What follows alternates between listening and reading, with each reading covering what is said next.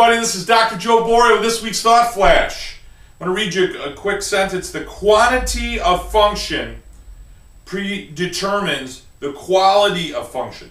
The quantity of function predetermines the quality of function. The quantity of function present in a given quantity of matter is what predetermines the quality of the function that is passing through that matter. Going right to mental impulse. Great stuff. Great book, The Great Undertow. This is actually a copy for a colleague of mine, Dr. Pete Lombardi, which I've been promising him that I was going to get him, but the place I was buying it from only had so many copies, so I ordered a whole bunch of them. They're slowly trickling in. So welcome, guys, to our Thot Flash this week. I got to tell you, we are going to have a phenomenal event in Las Vegas. It's typically our biggest event of the year. Why? Because it's Las Vegas, number one. Number two, we're going to bring in Garrett Gunderson who wrote a book, Killing the Sacred Cows, which is really talking about financial subluxations in your life, in your practice. He's extremely passionate. He is going to talk about investing in yourself, that the best way to become successful is to increase your value, and the best way to increase your value is to invest in yourself. And one of the great ways to invest in yourself is to spend a little time and money and get right to Las Vegas and spend the weekend, I say the weekend, Friday, Saturday. We set up our events on Friday, Saturday so that you can spend time with your family either Saturday night or Sunday. So that's one of the reasons we do a half day Friday and then all day on Saturday. So it's a great time to invest in yourself, and then certainly invest in your practice, invest in your financial success, and certainly spend some time with your family. So I'd love to see you in Vegas, so hopefully you're there. I just was on Facebook a little while ago, and the way I look at it, and I think we got to think huge, and that is we want to dunk the planet. We want to dunk the planet in some chiropractic love. We want to submerge the planet Earth and just get everybody on the planet to understand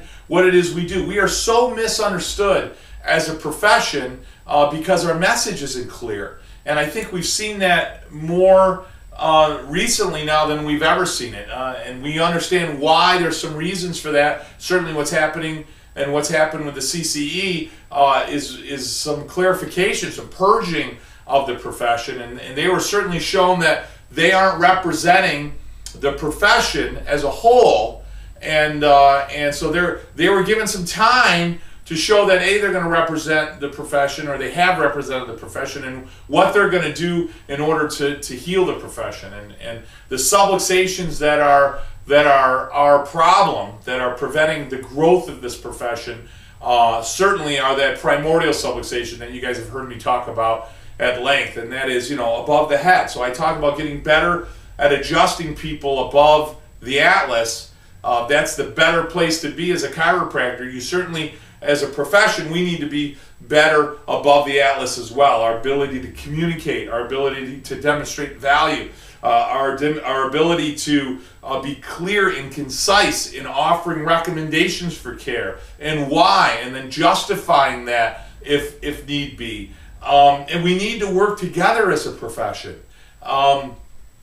A major problem with our profession is we don't work together, and we all have differences. Listen, you're going to have differences with people you love, whether it be your husband or your wife or your children or your business colleague or what have you. So to say because we're a family doesn't mean we need to walk in total step with everyone and do everything everyone says. I'm not saying that, but we need to love each other and respect each other. We need to give other people their options to voice their opinions, and certainly have different ways. But at the same time, most of our differences are petty. Most of them are petty, and we have to understand that the whole idea of chiropractic is subluxation based and drugless.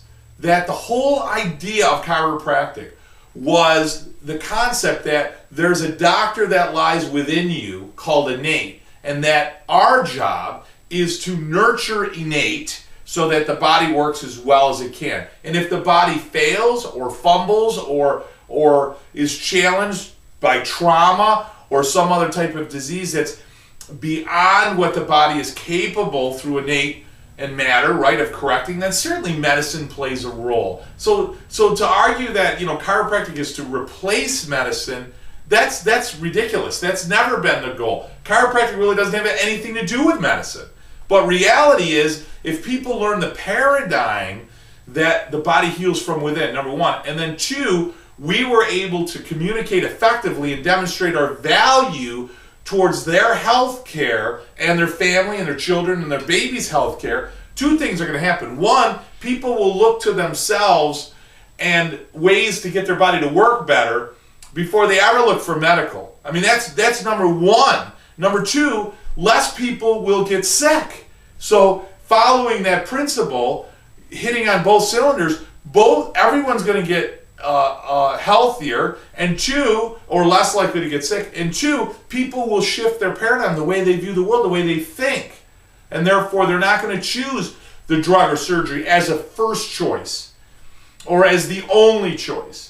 And it'll change the world. The other beauty I love about the philosophy and the metaphysical aspect of chiropractic is that it answers so many questions for us in how we work and treat each other, both as patient, doctor, as colleagues, as stewards of the earth. I mean, really. So when I talk about dunking the earth in love, in chiropractic love, that's what I'm talking about. I mean, if we were able to communicate to the people that not only does the body heal from within, but the planet heals from within, that the earth heals from within, that the earth would heal if we took better care of it, and that we'll heal as we take better care of it, and that relationships and people heal as we take better care of them, because inherently everything wants to be healthy, everything wants to be good, everything wants to gravitate towards that wellness paradigm, or that wellness function, that wellness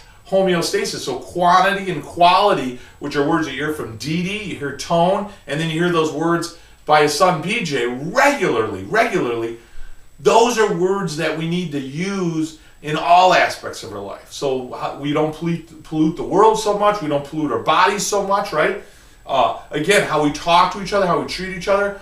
I mean, we could certainly demonstrate that a lot in our relationships with colleagues that we disagree with, so much more if we were more chiropractic in that. And I mean, from a philosophy standpoint and metaphysical standpoint, boy, that would be so much better for the entire profession. So these are things we talk about at our events. We certainly got to give you nuts and bolts of practice. You know, how do you do a day one, a day two? How do you explain chiropractic? Do you do group reports? Do you talk about bringing a spouse there, a significant other? How do you educate people towards the benefit and the importance and the role of bringing babies and kids in? These are all things that are so important that we talk about at all of our events, and certainly we train very hard on week to week in our consulting program. So we'd love to have you there. Remember, January 13th and 14th.